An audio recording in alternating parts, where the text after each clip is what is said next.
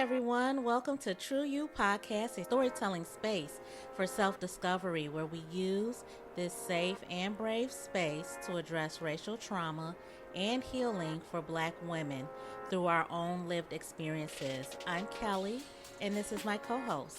Hi, I'm Debbie. We are a mother daughter team having real conversations about real issues shared by and for Black women because we have something to say. Yes, and hi everyone. We're back. I know it's been a while, but I'm happy that we're here for another podcast episode. And with Mother's Day coming up, I'm happy to say that I'm with my mom, and um, just we have this great relationship, which is why when developing this podcast, I couldn't think of a better co-host.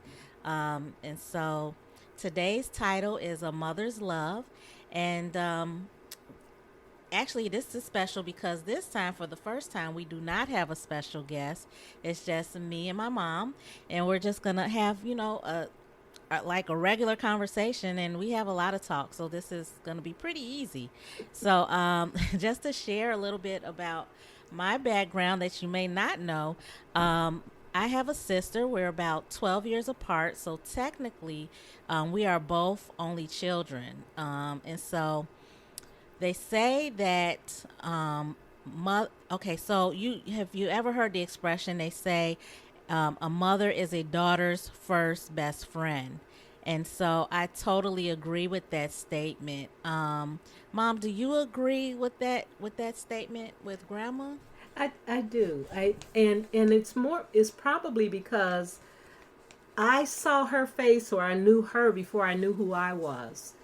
And growing up, I was really impressed by my mom because grandma was always, dressing nice. Or if she wasn't going to work, she would dress real nice, fix her hair.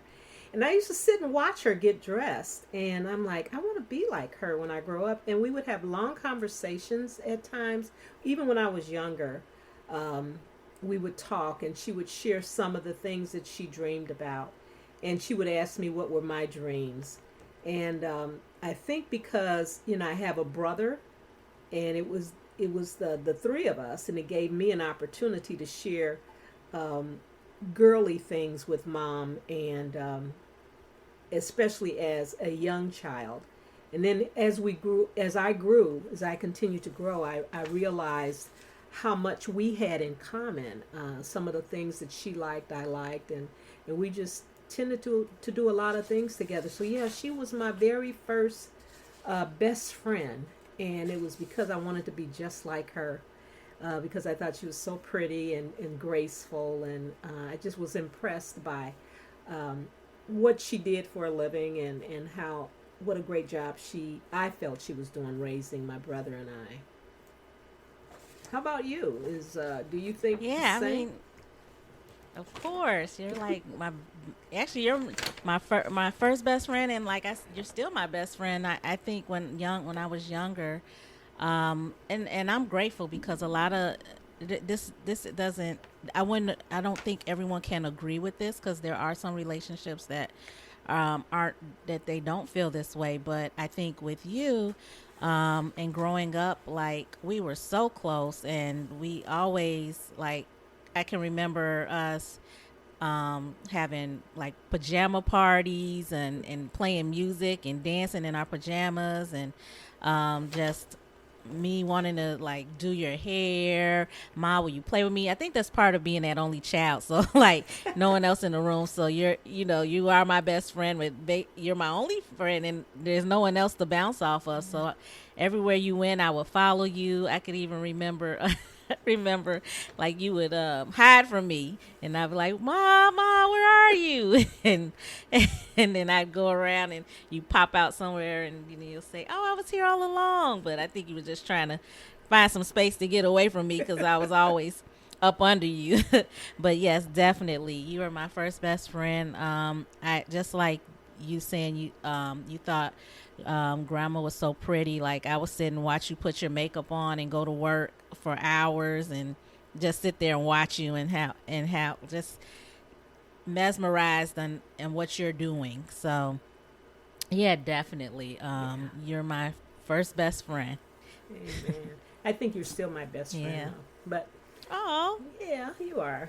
But I think it's the same though with both of you girls though, because again, like you said, I have two only children, and Kim, you were gone by then, and she's a little girl, following me around, and a lot of the tendencies she had were the same as you because it was just mostly the two of us all the time. So yeah, I agree that a mother is definitely a daughter's first best friend. So I agree with that statement.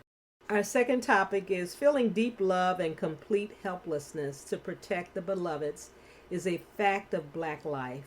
And that's quoted from the book uh, Breather, A Letter to My Sons by Imani Perry. Now, do you feel that this quote is true as a Black mother? If so, can you explain a circumstance where you felt like that? Kelley? Yeah, definitely. That quote is so deep. And I was thinking about that. That struggle between deep love and helplessness when it comes to your children. So I have two sons. And having black males, of course, like I'm very protective of them, but the deep love that you have for them, and just wanting to basically be a bubble around them wherever they go. And so as they're younger, you're like trying to like build them up and raise them up to be strong and proud, and just all the things you want to instill in them. But then as they get older, and now my boys are, well, one's grown, he's 21, and the other one's 16. And so now my fear is when they walk out the door, are they going to be safe? Are they going to, will they know what to do if something should occur where they might be stopped by the police when they're driving, or if my youngest son is with his friends, when and they like to kind of hang out and walk around downtown. And so like things like that, where you want to like protect them, but also that struggle of helplessness. It's a fact of Black life. So I definitely agree with that quote, and I feel it like deeply. And so those are circumstances like every day that I feel. My son just left the house, and and it's like, okay, be safe, and don't, you always say I love you. Well, we always say we love each other, just because like I never want to like regret not like any regrets, like, oh man, I wish I would have told them this, or things like that. So it's scary, um that to know like some things you just can't control, and just have to trust God that he'll take care of them, and he's covered as he's walking out that door. So um Mom, I'll pass it to you. Do you feel like that quote I is do. truth for you? I feel that. But you have daughters. Yeah, I have daughters, but I still felt a need to protect um, you and Kim, in that making sure that you got um, the same education that everyone else did. So I made sure I wanted to make sure that you didn't have anything holding you back. So you make sure that you create space for your children, not just boys but girls as well, so that they can be appreciated for who they are as well. And I think when I made the decision, I did make once my marriage ended to your dad. I did research to make sure that you would grow up in a community and go to a school where you would not just be judged by the color of your skin, that you were able to succeed and do the best that you could by attending a a predominantly white school. And I hate to say that, but the schools, you get a better education in other communities. And so I made sure that you went to a school that was predominantly white, and you also were able to communicate better. I felt you were able to thrive and survive in this school. I figure you can do it anywhere, and that's the thing. Not stifling your child's growth so that they will be able to survive in any atmosphere. And I think that just making sure that you had opportunities to survive so that you can have a better life as well. And I don't know that I'm going along the same lines as this Black Mother's Love, but that was my love for you and Kim, making sure that you had as good an education as anyone else, and so making sure that wherever we lived, that you had access to good education, a nice community, parks, able to walk around and not be afraid of where you're going, regardless of what friends you were with, black, white, Hispanic, because you had a variety of friends. And so, yeah, that was my fear then as well, and that was back in the 70s. Just making sure that you girls were safe, and that you were able to survive in any situation. Yeah. Yeah, I definitely, when it comes to schools, you always want to make sure that like the education that your children receive is the best, and that there are no barriers as far as their learning is concerned, or just needing to like how do I put it,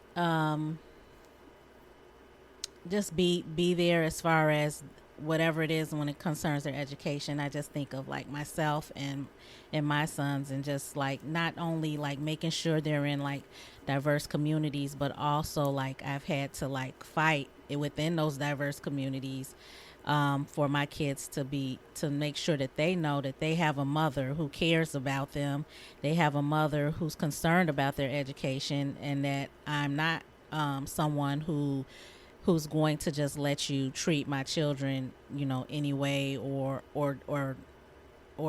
should I say, like, not give them the same resources as other children, Exactly. or think that like I'm a mother that doesn't care. So, just as far as like the love that you have to show, not only within the home but outside the home for your kids, to Hmm. let people know like this is mine, that's mine right there.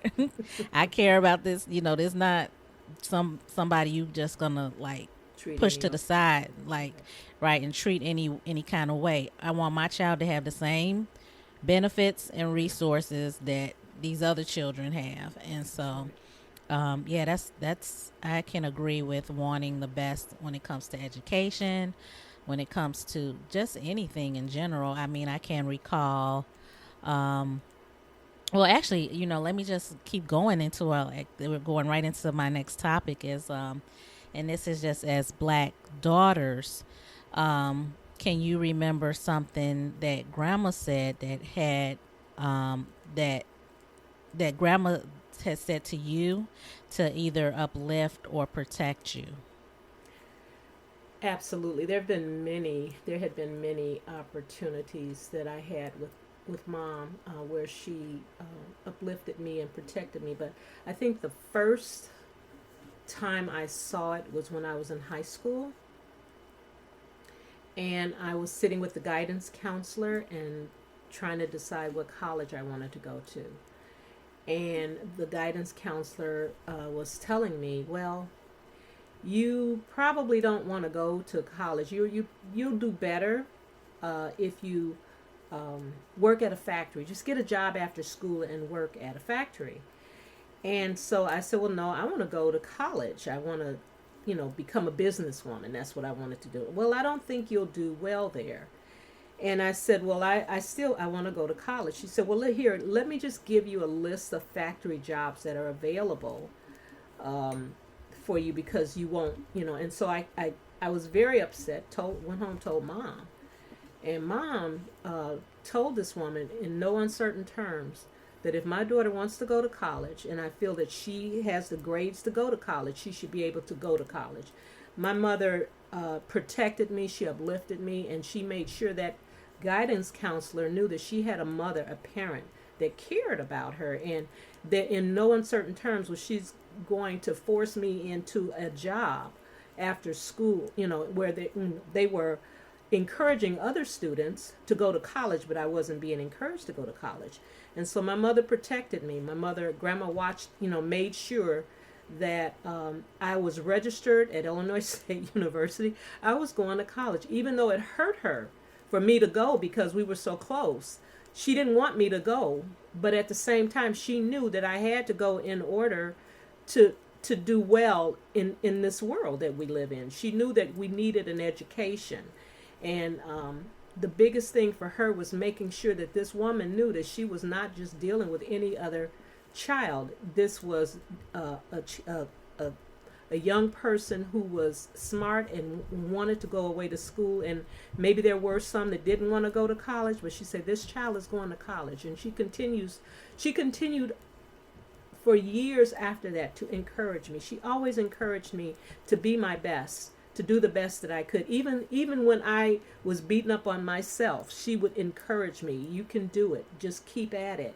And I think that's why, I continue to to work as hard and continue to stay at jobs as long as I did. My mother worked, grandma, she worked for years at the same place. And the thing is, that was that longevity. And she did it for many years. And then I worked for many years because I wanted to be like her, working hard and making sure my family was well cared for.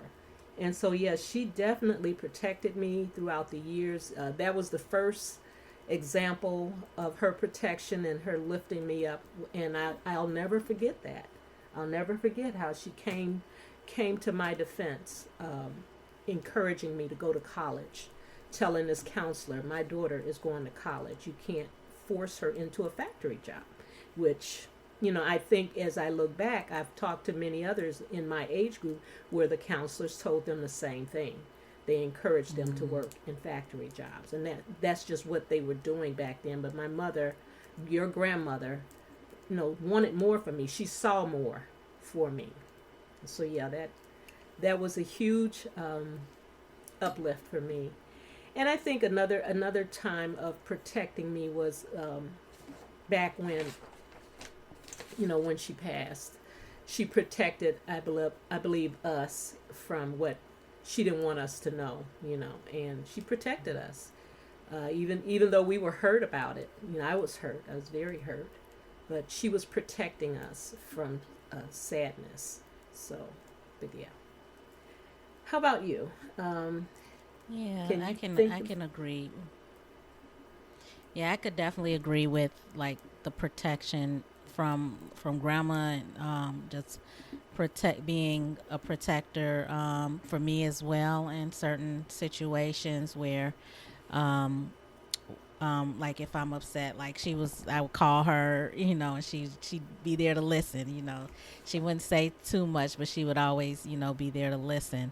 Um, when I needed her, but also like as far as you, as my mother's concerned, like definitely always uplifting me. Whenever if I'm feeling discouraged about certain things, and I could have like the same. It's a similar story where I was ready to go to college, and this was around the time A Different World was out, so black colleges were. Uplifted, and I really wanted to go to a historically black college university, HBCU. So I was going to Atlanta. I wanted to go to Clark, and I can remember going to my dean and of course having a conversation with her. And so, like as you had said earlier, I was in a predominantly white school, and I can. And the counselor was stating like, why do you want to go to an all black college? That's not the real world.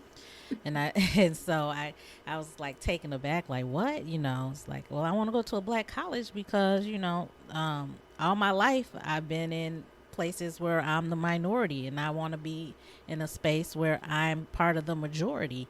And I can remember like you always being like um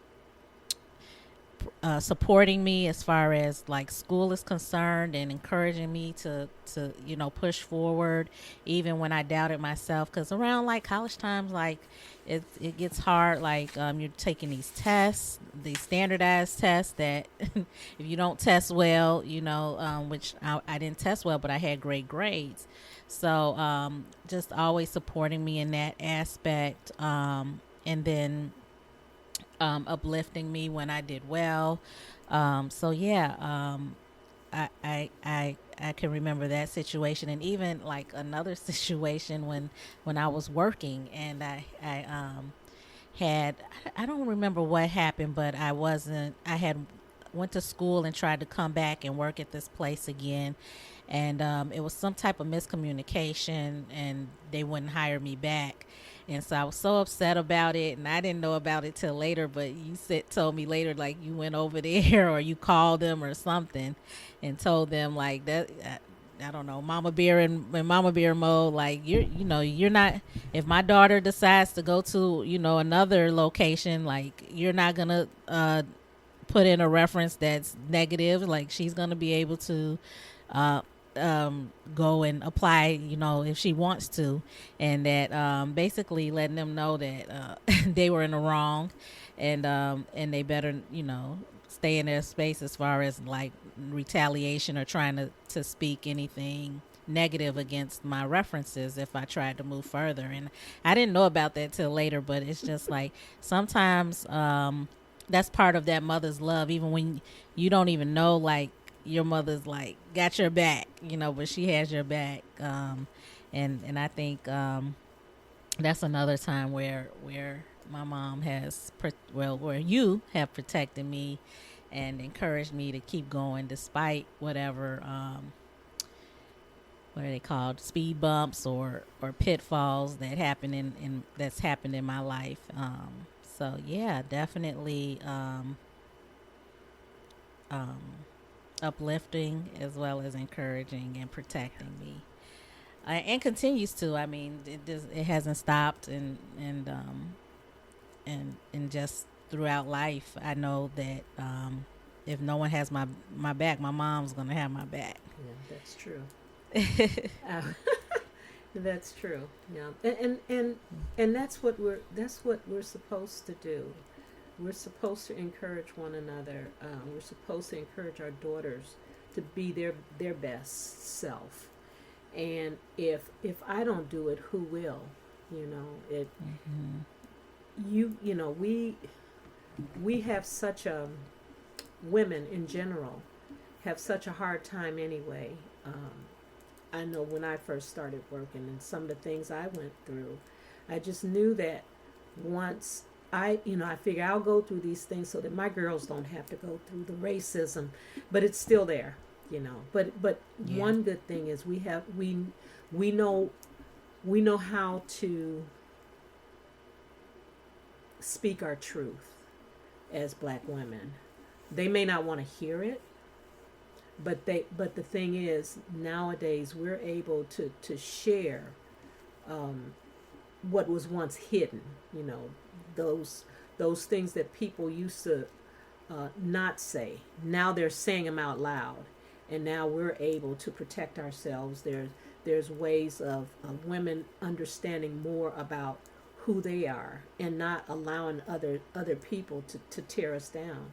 And that's the thing. If you don't have a mother or a girlfriend or someone to encourage you, you can continue to believe the negative things that people say about you. And that's why I'm always going to encourage you. I'm always going to encourage Kim and my grandsons too.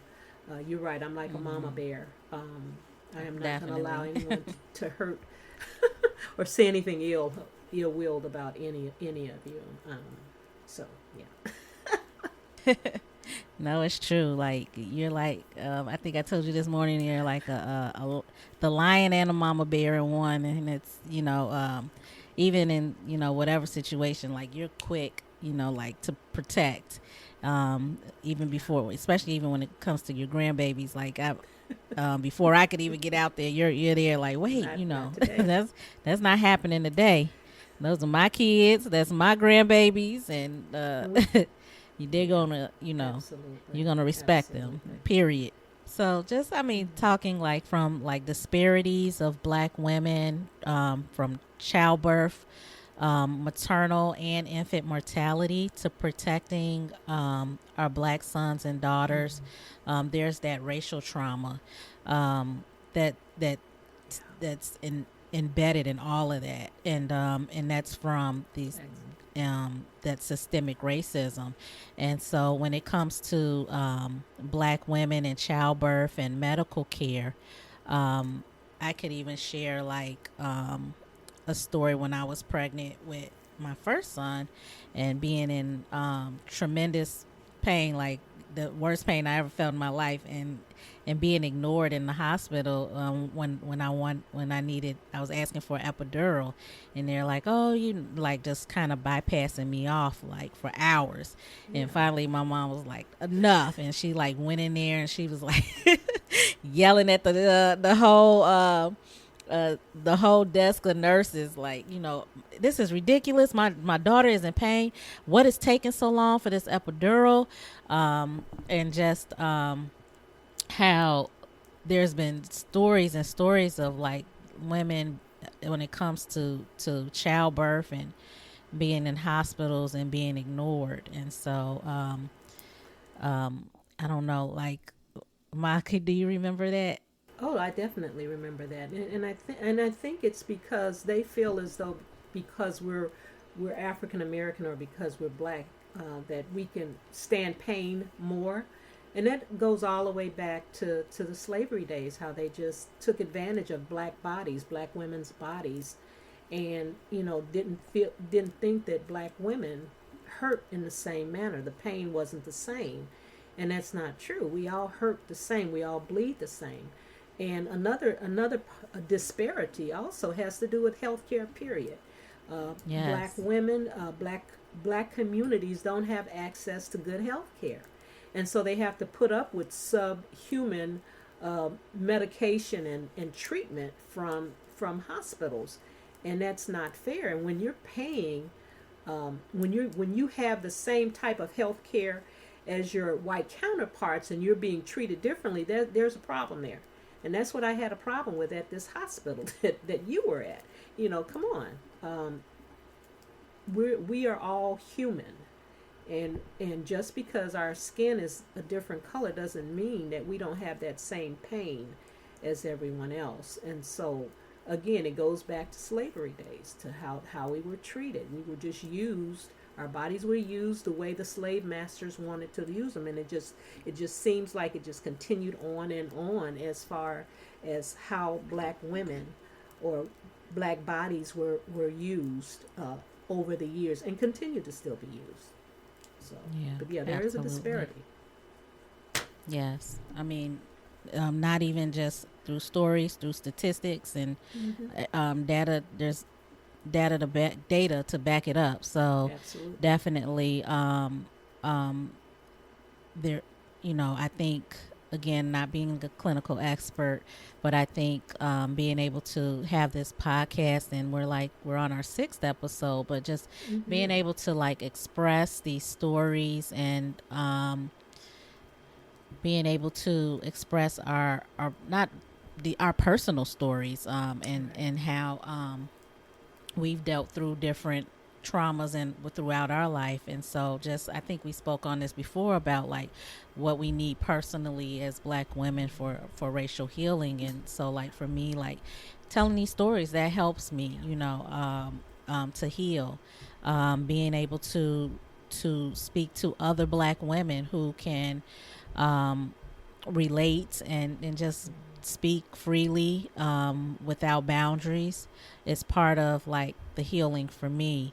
And also just also being able to like share resources, like, oh, so this is what you need, so maybe I could try, that could be something that I could probably look into as well. And just being able to hopefully, uplift others that are listening to this podcast. So, Mom, is there anything different? I know, like we've spoken on this Oh, episode after major. episode, which is like our ending Absolutely. question as far as like what we need personally, because everyone's different. So, Ma, is there Absolutely. anything different? Well, no, some of the same things that you just named, but for me, again, prayer, staying in my word, that definitely helps me to continue to live into the life that God has called us to. Um, these podcasts have been amazing for me because it helps me to go back and look at different things that that I've been through over the years, and remembering how you know how how we cared for one another as daughters, as mothers, looking after one another as black women. Um, we have to be there for one another and to be able to encourage one another, because we can be our own worst enemy if we're not, you know, if we don't have that ear, someone else to hear what we're going through. And so you need someone to bring you out. And I think this podcast has been wonderful, for just talking and sharing what we've been through, but also making sure that prayer is at the center. And yeah, so that's what it's been like for me. I agree. I agree. Yeah. Um, it's been just great talking to you and just having this conversation. So we're getting to the close of today's episode. So that pretty much um, closes, and that does it for us today. But we thank all of you for listening. Um, please continue to listen, and we wish you love, peace, and blessings. Goodbye, everyone. Happy Mother's Day. Happy Mother's Day. True You is brought to you by Radiant Vessels and sponsored by Proviso Partners for Health.